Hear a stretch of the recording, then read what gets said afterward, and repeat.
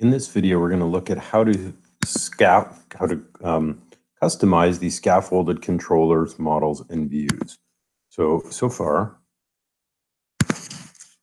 have a look at our albums page as it was scaffolded. Let's do a quick build here. So after we scaffolded,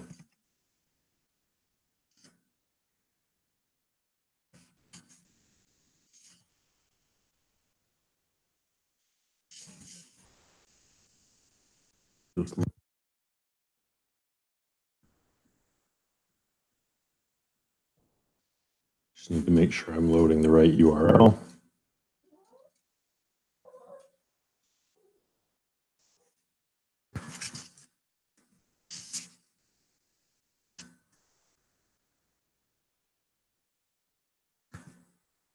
So here's what the scaffold gives us. So we have titles that say index, we have some column names that don't make sense, our images don't show up, and we have no sorting. We're going to change a few of these things. The first thing we're going to do is display our images instead of the title. So I'm going to go into the index view. And if I scroll down to line 48, here we're just using HTML display for to show the item URL. I'm going to add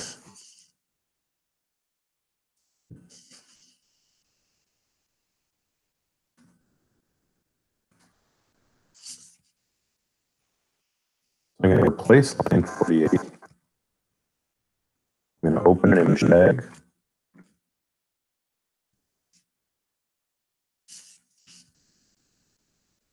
We're just going to use the item album or URL. So an alt tag equal to add item title.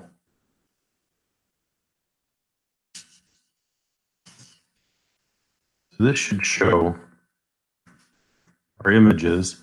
So the images are on Blackboard inside the week 4 folder. We've got a music store assets in week 4. So I downloaded this, which had a CSS and some images. I saved the images into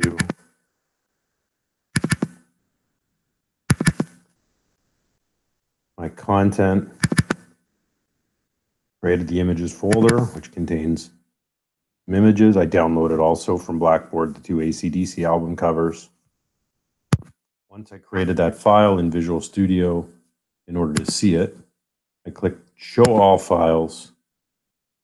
And once I did that, I could just right-click and choose Include in Project. So here I've got my 2 AC/DC covers. I'm going to include these as well in the project. So we don't need to compile. We've just replaced the text with an image tag. And now if I refresh, our images should render. These are a little big. I'm also going to set some width tags. I'm going to add width 75. And we'll go back and refresh the show just to the same width. So there's our first change. We want to change the page heading and title. That should be simple. We scroll up to the top of the page. Line 4.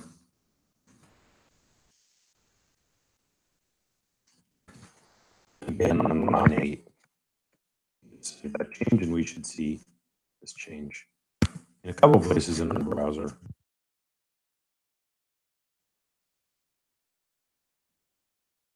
So we've got albums and albums.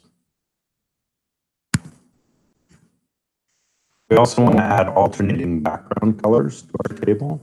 So we can use Bootstrap for this. Pretty simply, on line 13, In our table definition, we can also use table striped.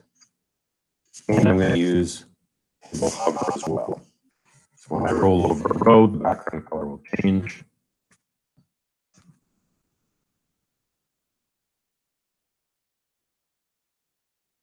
So now we've got gray rows alternating, and as I roll over, each row gets highlighted. There's 3 of our 4 changes. You're leaving out the filtering by artist. The last thing we wanted to do was sort by album, artist name, and then album title. This we can actually do in our controller. My albums controller to my index view. And we can add on a couple of more methods, chain them together.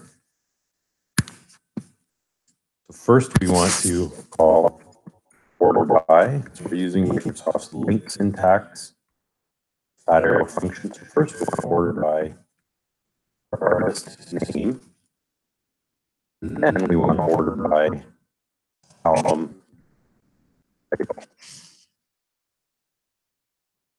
And if we just build, our data, instead of being sorted by album ID chronologically, should be sorted first by the artist name and then by the album title.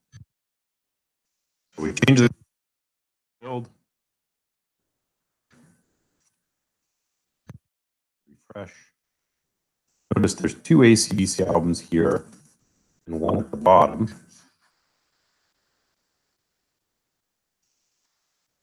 But after my page refreshes, we should see the albums in a different order.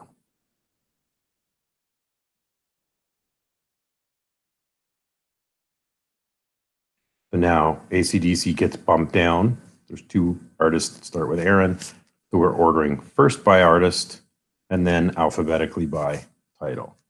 We have the same data, but now it's sorted fully by artist name from A down to Z. So these were the changes we were able to make in class this week. I've graded them out. And these other ones, items 6 through 9, are posted on Blackboard. And you can try to do these at home, and we will review them in next week's class.